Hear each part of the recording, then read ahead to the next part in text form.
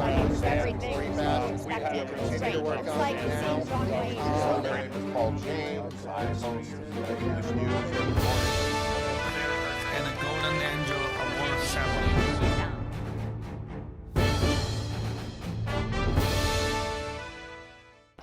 Hello, dear friends, my lovely audiences, my brothers and sisters. Welcome to the East-West Show. Jack Chow on the East-West. Today, with my dear friend, Mr. Joe Gardner, former police officer of Santa Monica PD, and a political commentator also, a lover to the community here, sharing his experiences both as a police officer and as a community member. Sir, welcome to the show. Thank you, Jack. It's always a pleasure. And hello to your audience. Mr. Joe Gardner was in service at the Santa Monica Police Department for 27 glorious years. Right after retirement, he did not take a break. He continued with the community service. For so many years, he led the movement called Meals on Wheels. In other words, to bring food to people, to the needy people in the community. He and his group, together in collaboration with the Queen of the Valley Hospital System, for the past 8 to 10 years, have been helping a lot of our folks that are in the needs of the help. In the meantime, he sticks to this show, the East-West Show, by sharing his experiences as a police officer, like I said, as well as being a police officer and a community member, about how we better off ourselves. Right now, this very moment, we're very, very, very, very super confused by seeing what we see around us. First, we know that George Floyd died in injustice, almost in an execution manner. In other words, he was murdered and murdered on the street, for which officers who were involved, quote unquote officers, the former officers, are in the process of being, of course, they are charged, being convicted for the crime they committed. However, this does not mean that we deserve another picture of seeing what we see now. Right. Okay, now, question, my friend Joe. What is the connection, if there is, in between Portland and Seattle versus the death of George Floyd? Well, I mean, as you talked about the murder, which everybody really believes it took place, 1,900 miles away from here in California, has set fire to a groundswell of protests across the whole nation. And as we've seen in Seattle and in Portland, the protests now on day 60 have been erupting within that city every single night, those two cities. For example, in Seattle last night, there were 59 officers hurt in a riot, a full-blown riot that was taking place. 47 people were arrested. You had probably numbers of 4,000 or more people in the streets in that city. And it's very tragic to see. I think what has happened is you have peaceful protests, which people have a right to protest under the First Amendment. And you also see another element, a bad element, that has decided to co-opt the protest and do full-blown rioting, vandalism, violence against others. And it's very tragic to see that because I think the protesters, their message is being drowned out by the wanton destruction of a city, two cities. Mm-hmm. Well, of course, like I said, I started with the death of George Floyd, right? So, in my eye, or in the public eye, if I'm right with the public eye judgment, that death is one thing, right? And demonstration or protest is the other. As long as you do it peacefully, it is your constitutional right to do so and go on to do so until you feel satisfied. Am I right? Yes, absolutely. I mean, those folks decided to go out there and send a peaceful message about violence in our communities and maybe at the hands of law enforcement. You know, they have every right to do that. I think it's, as we recognize, 4 men, you know, did something terrible, allowed a man to die. When you have 680,000 police officers across the nation who do a great job every day, and people are not realizing or recognizing that. They think it's a terrible trend, and I really don't think it is. There are people that show up, put on the badge, and put on the gun, and are there for a purpose and in their hearts, and they believe that they're protecting their community. And, Exactly, yes. You know, so they do the dedicated work day in and day out, and you know, people are not realizing that. Yeah. So now we see, look at the protesters. I mean, let's separate the violent protesters and the peaceful protesters. Okay. First, let's focus on the peaceful protesters. What are they demanding? What are they asking? Well, they want, you know, some of the things that I've read is they want to defund police departments.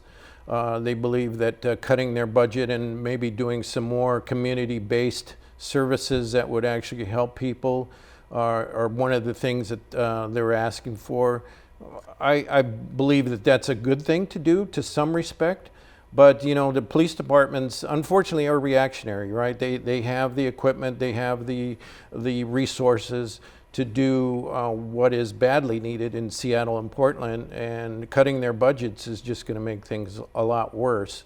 I think it's important that we do something with a balance, right? We maintain our police and maintain the safety of our communities, but at the same time, we need to have an open eye and realize that maybe there are better ways to help people, to move people from our prisons and jails and actually rehabilitate them and get them to be productive members of society. So I think we somehow have to understand that and balance it.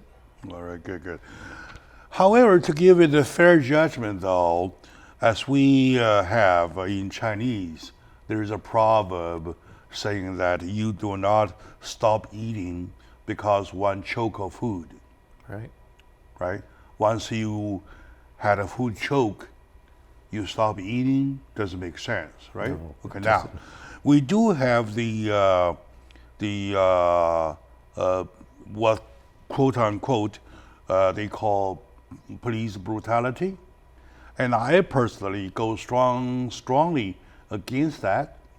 And we do see the fact that there's a trend on the rise of the rebels, right? So which means it calls for, instead of reduction, but reinforcement. Right? Do you see the contradiction between the calls for reduction and, on the other hand, the call for escalation? How do you, as a former police officer, judge the conflicts now? Well, I mean, I was a supervisor. I was a sergeant who was in charge of people who worked in the street generally. You know, and my obligation, my duties were to oversee what those officers did. And, you know, if they did something improperly, if they used excessive force or did something else outside of the policies of the police department, it was my job to make sure that, you know, I initiated an investigation and maybe resolve the issue by having the officers disciplined for their poor conduct. So that was one of the important things that I did, and many of the other sergeants and supervisors took that matter pretty seriously. They wanted to make sure that the department provided the highest quality of service, that we had integrity. You hear it often, people wear the badge, also wear the integrity of the badge. And so we wanted to make sure that the community had confidence in us, and were actually going to support us when things got bad. So. All right. In other words, we're saying there should be a clear distinction in between handling case by case and the fact take the trend going either way. Right. Right? So you got to make sure that you stay a balance in between the two. Right, absolutely. Am I right? They talk about the thin blue line. Well, that's a stark reality in law enforcement, that you have to walk that thin blue line and be above reproach and have gain the people's trust. But so far in this country, though, all across the nation, the 50 states, do you see it is necessary to go case by case, or is it necessary to give a criticism or total inform of the culture? Let's take a moment out. We come back. Can you put together for us, please? Sure, of course. All right, my dear friends, today with my dear brother Joe Gardner, a former police officer of Santa Monica PD, we're having his analysis on what we see now, especially or typically in Seattle and in Portland, those two major cities. We see a big melee. We see a great havoc going on. So stay with us. We will be right back, please.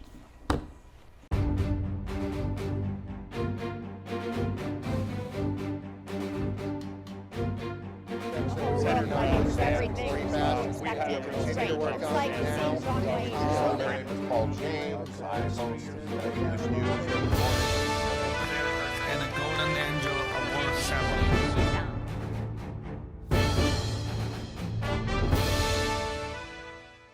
Hello, dear friends, lovely audiences, my dear brothers, sisters. Welcome back to the East-West Show. I would say, I have to say, by calling upon every one of us to be vigilant, to look around, to check what's around us. Number one, we are hit historically by a pandemic never seen before, unprecedented.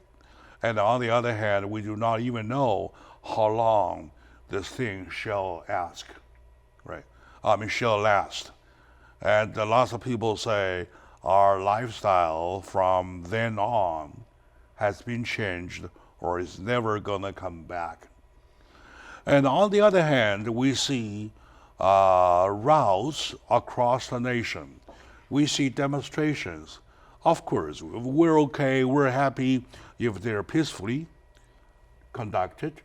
But right now, most of them, or some of them, at least some of them, are not peacefully conducted. So now, with the economy going from bad to worse, and from worse to worse, we're now here getting stuck. No business open, nobody's business develops. We're just either hang on here or dying ourselves. So with all the three together, so where are we going? So we're lost. So that's why I call this a critical moment that I would like to call upon my audiences, my dear brothers, sisters, to be vigilant, to give a thorough thinking about it, of what's going on, what shall happen. Today with me is my dear friend, Mr. Joe Gardner, a former police officer, a sergeant at Santa Monica PD, who supervises a situation exactly like this.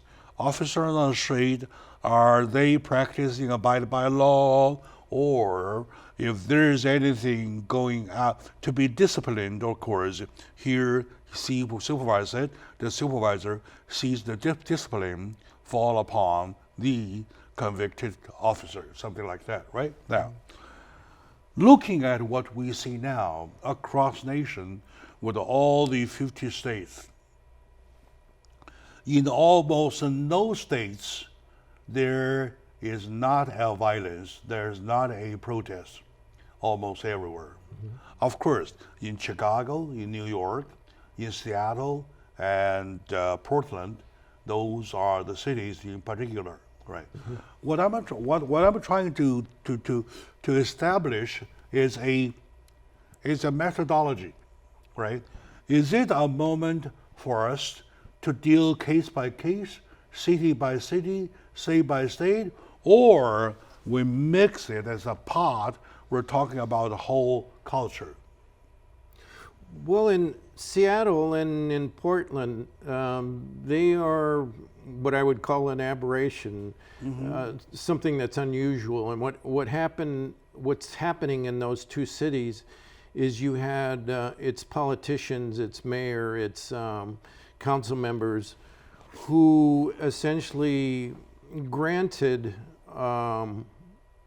those people who decided to make violence the message to continue destroying their own cities. And in fact, some of those politicians objected to the idea of even having police use certain non-lethal tools. The Seattle chief, for example, wrote a letter to the public there and said, they've taken away our tools and, we can't protect you. And it's very sad to see that. I think any city has to support its police department. Its politicians need to always support its police department because they're the last ones who will protect and defend the city in times like we're seeing today. The question is that who are the ones to be protected? I think the people at large. You're talking about in Portland, for example, there's a whole area that has just been taken over. It's been called an exclusionary zone. And there are people who had businesses there, people who had to close during the pandemic and were hopeful that they could reopen. In the area who are not a part of the demonstration. Right. Am I right? Just everyday citizens, business owners. They need to protest. Right. And that. Last Friday in the morning, I came across a piece of news that the mayor of Portland, Mr. What's his name? Last name Wheeler. Right. Ted Wheeler. Mr. Wheeler was one of the protesters himself. Right. He made himself recognized by the protesters, and he tried to act as one of them, at least. Not a leader, as at least one of them, but he was not recognized, and he was just one of them, right? And the tragedy continues that he was tear gassed upon. Right. So, my question is that it's almost hilarious. It's almost a farce, right? Because you're a leader of a city. You could either sit tight in your office or say something to stop it. Right. If you really want to make a statement of supporting, though, go ahead and make a statement with supporting. What sense does it make for you to be as a mayor, to be physically involved? Right. Do you see the point? Oh, Do you see the confusion point? Of course, yeah. Actions mean something, right? People will use that phrase sometimes, and what people do sends a message to others that, okay, so he's with us, and perhaps maybe it incited people to do more, and others who have a twisted mindset decided to take it a little bit further and initiate violence in that city. So what a leader does and is seen by the people really sends that message. It's not so much what they say, but what they do, right? Exactly, right, exactly. I mean, it is already bad enough to keep silent, Right. right? But on top of keeping silent, they kind of went the other way. Right. Show their support. Not only showing their support, but to be physically there on the spot. Right. And my God, I don't know, by coincidence or by whatsoever, he was tear gassed. Yeah. What a joke. It is. What a joke. 57 days later, Sure. it's still. Another example be Charleston of North Carolina, right? And they say it was not a illegal protest because it's the city resolution. The city voted, and as a resolution to topple down two of the statues of the Confederates.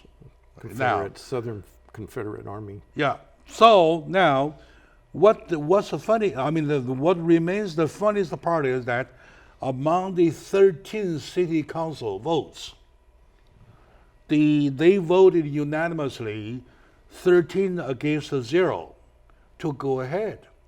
So, if I quote from you, if the message can be delivered, what kind of message is delivered now? Right. I think it gave people an idea that we should topple all the statues. Everything. Destroy everything. Of course, the president sent his own message by doing an executive order that said if you tear down a statue that belongs to the taxpayers who paid for that, it's a mandatory 10 years. The taxpayers' money anyway. Right. And Right. did you notice something? As soon as that executive order was initiated, tearing down a statue stopped. So And it's on the interesting. other hand, that Donald Trump administration announces that they are looking for a location for the national, memorial park or something, to resume those statues, Right.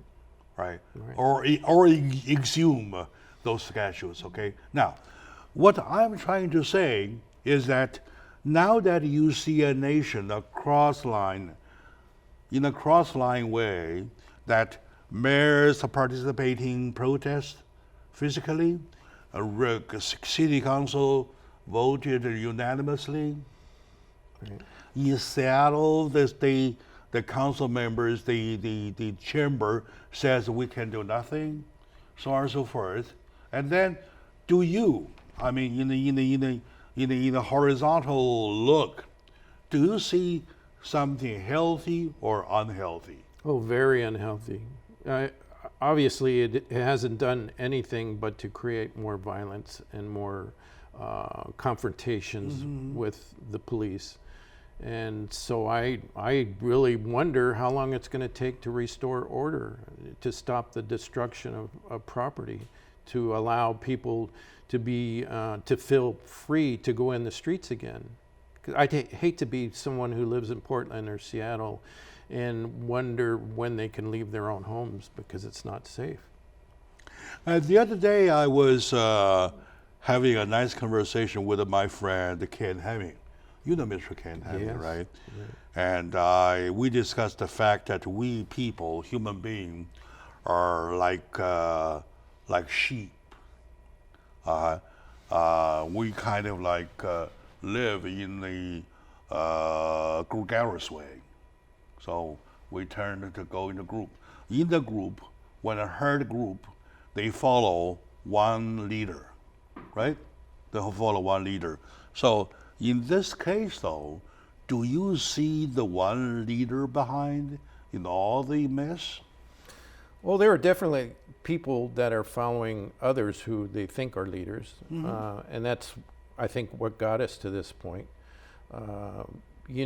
People, the common everyday citizen looks to their politicians to help them understand and lead the way or provide some direction. So that person, the mayor, the council member, they're very important to the eyes of the community because they look to them and say, are you going to take us to where we need to go? But they are either not leading or once they do, they lead the different ways. Right. And that's the terrible part about That's the whole a terrible part of it. Right, absolutely. Right. Another And of course, those leaders, the leaders, quote unquote, though, are the obvious leaders, are the seen leaders, right? I mean, unseen leaders. The political empowerment behind this. Do you see anything of that nature, please? Oh, yes. I mean, we've gotten a lot of reports of people facilitating, perhaps funding. Yeah, let's take a moment out. It looks like we can stretch right here to see more. Stay with us, my dear friends. We are trying to get to the core of the issue to see what's going on, why we see what we see. Stay with us.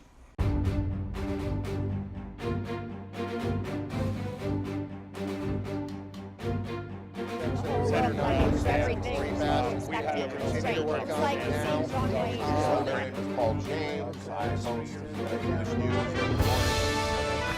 And a Golden Angel Award ceremony.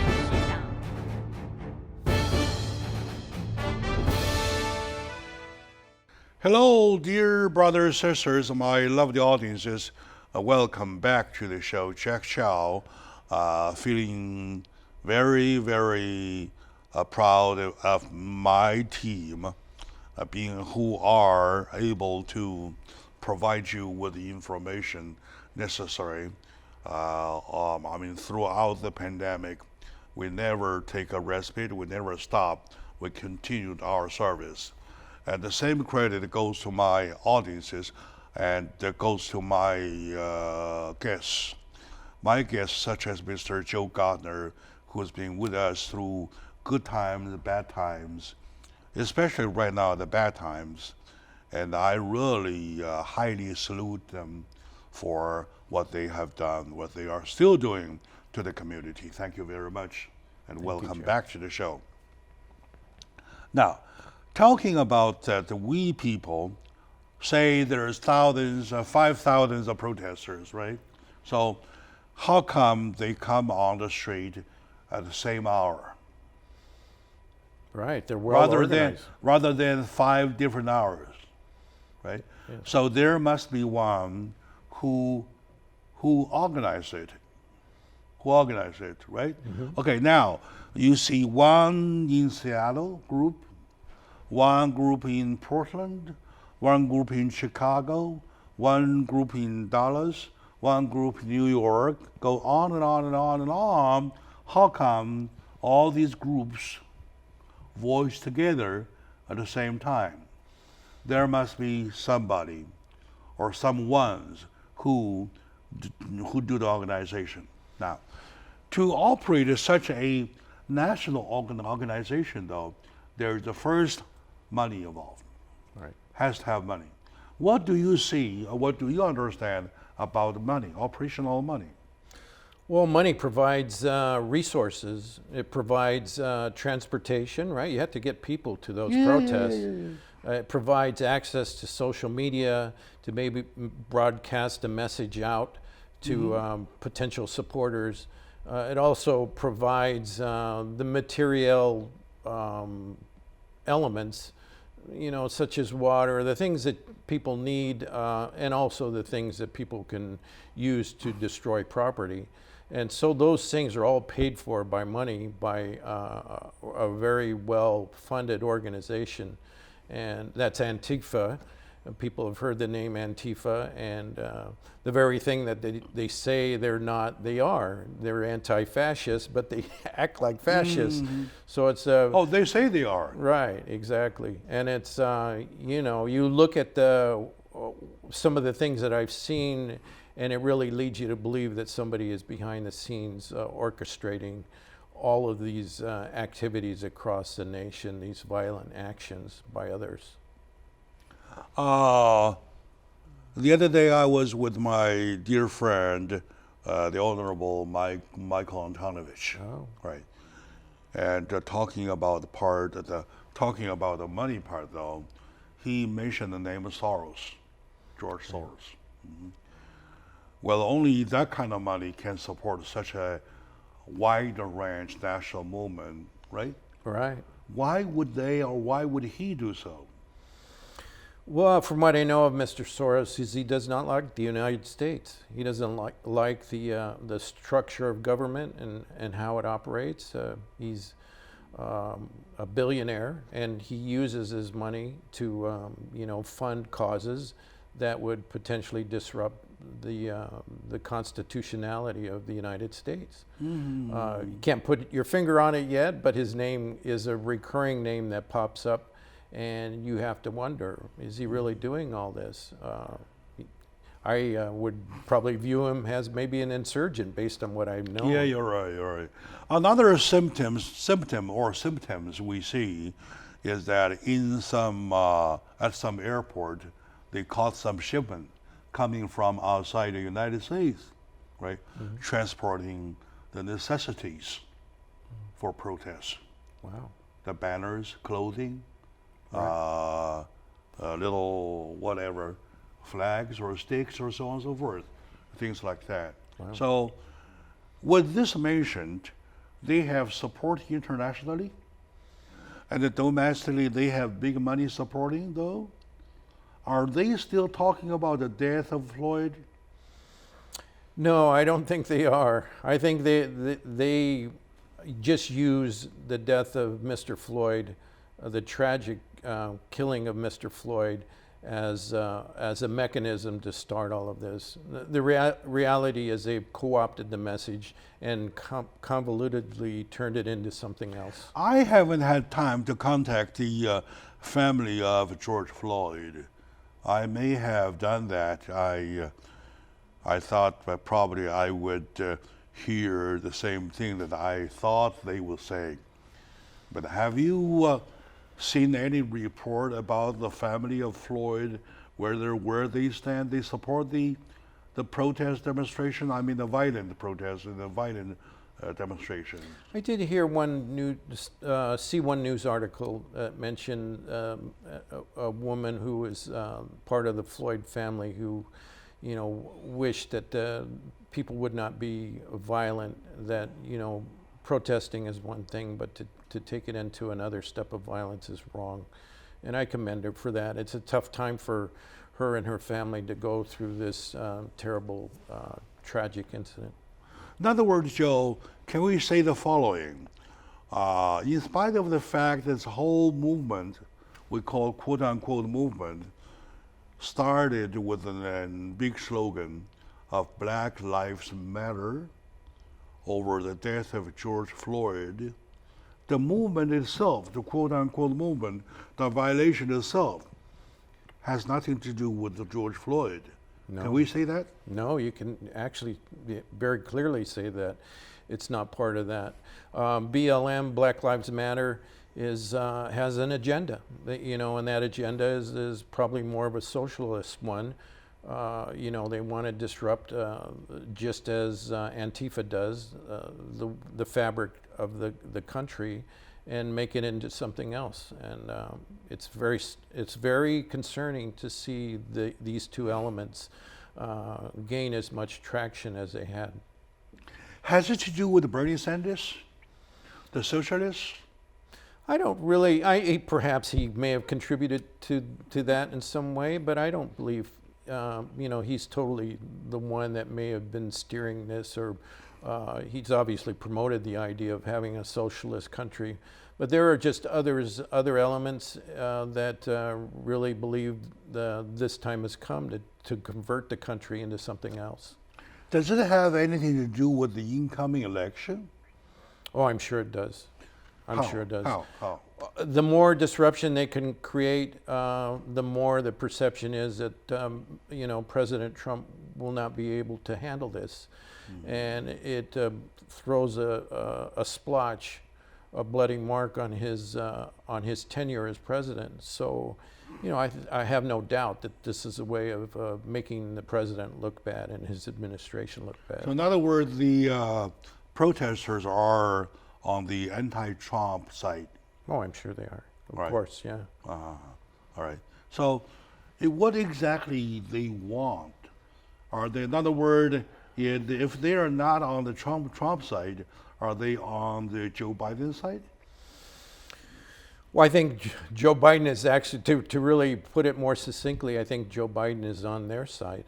The sad part is they want to get rid of prisons, they want to get rid of jails, they want to make everything into community-based resources. To a degree, I think that's a good direction to go, but to completely dismantle law enforcement, completely dismantle the courts and jails and all of that is just, it's not doable, it's not workable.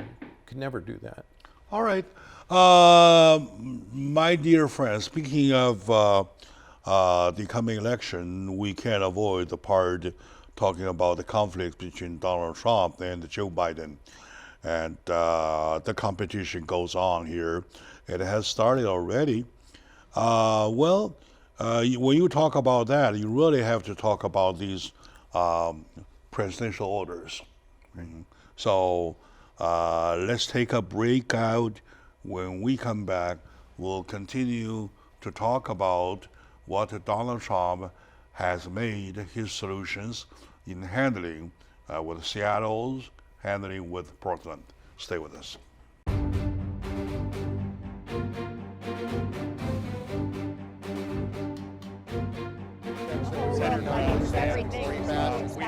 Continue to work on it now. My name is Paul James. I host this news every morning.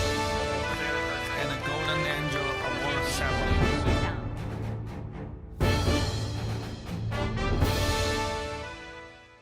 Hello, my dear friends, my lovely audiences, brothers, sisters. Welcome back to the show. I would say, my dear fellow citizens of America, I believe that it is our moment, it is our time, it is our critical moment that we have to be serious about. If you are a serious person and you choose to live a serious life, though, it is the moment. The moment talking about what's happening in this nation, what's happening across the land of free, home of the brave. Is it the same color, same taste, same feeling as before? So on and so forth. Many questions raised at the same time. With me today is my dear friend, Brother Joe. Brother Joe is a good supporter who I rely upon in the community.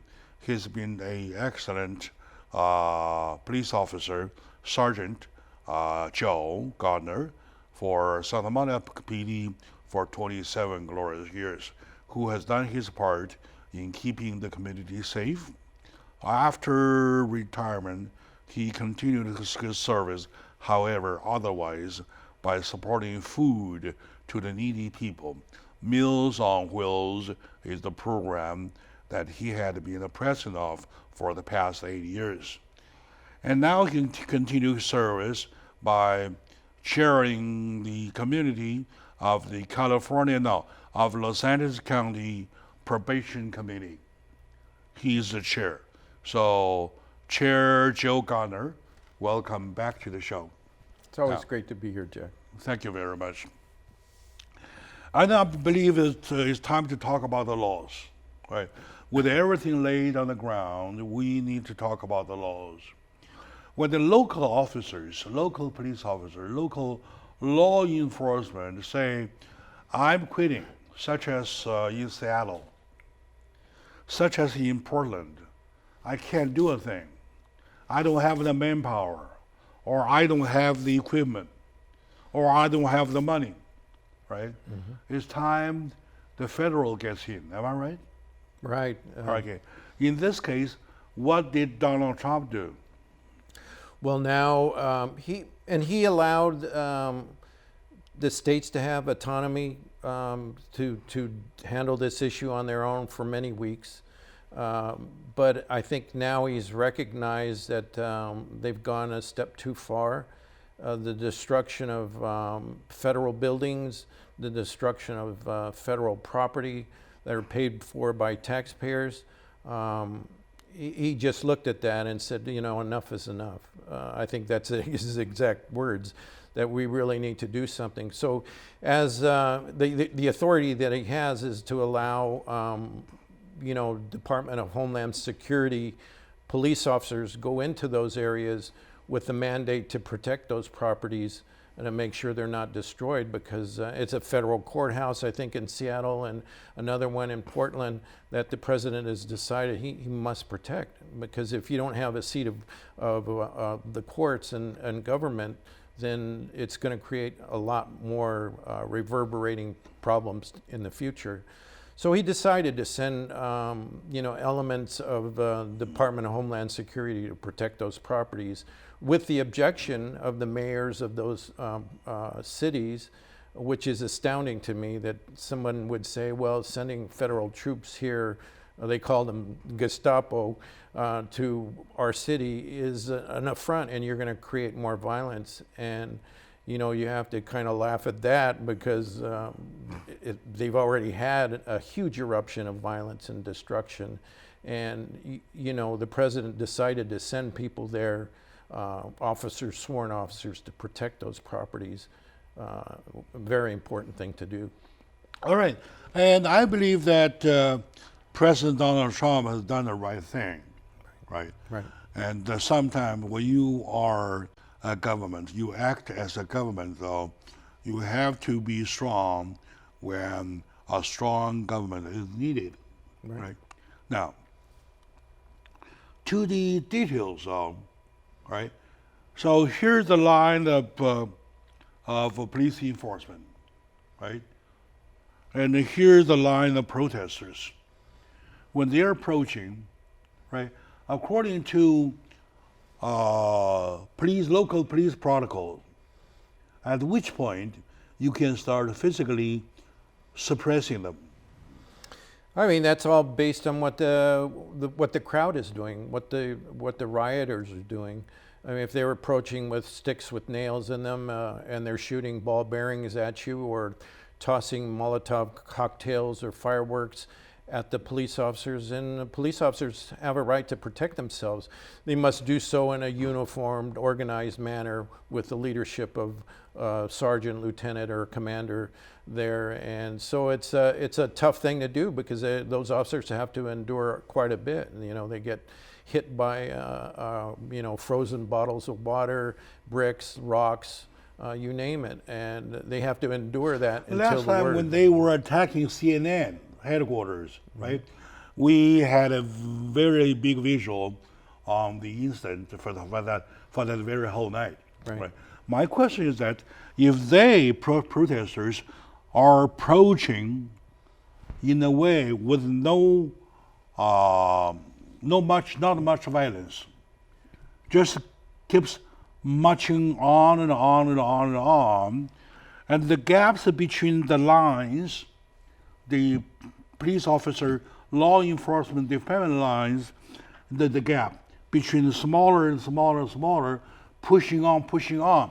However, no weapon, no nothing, no physical attack. They just kept on walking, bang, bang, bang, bang, like that, marching on. So according to the protocol, as a police officer, do you have a bottom line, no more backing? Yes, and you start at that line, or you back off and off until they come into your office, sit on your chair. Yeah, no, I don't think you have to go that far. But there is a zone that is distinguished by the police to decide, well, if they cross this line and they do so in an aggressive manner, then that's when we'll take action. But many times you see footage of, protesters right up to the face shields of the police officers. They're kind of like a half a feet each other, something like that. Right, and they're allowed to let them do that if they don't exhibit any violence. If they're just verbally berating or. And if at that point they still marching on, though, push you over to the corner of a wall, can you allow them to do that? No, you're supposed to hold the line. You're supposed to maintain. So you do have a line, right? Right. You do have a bottom line to hold on to. Right. Anything beyond that line, it's your time to kick back. To take action, yes. So are you I mean, physically taking back your line, your position, or you can militarily use your weapons.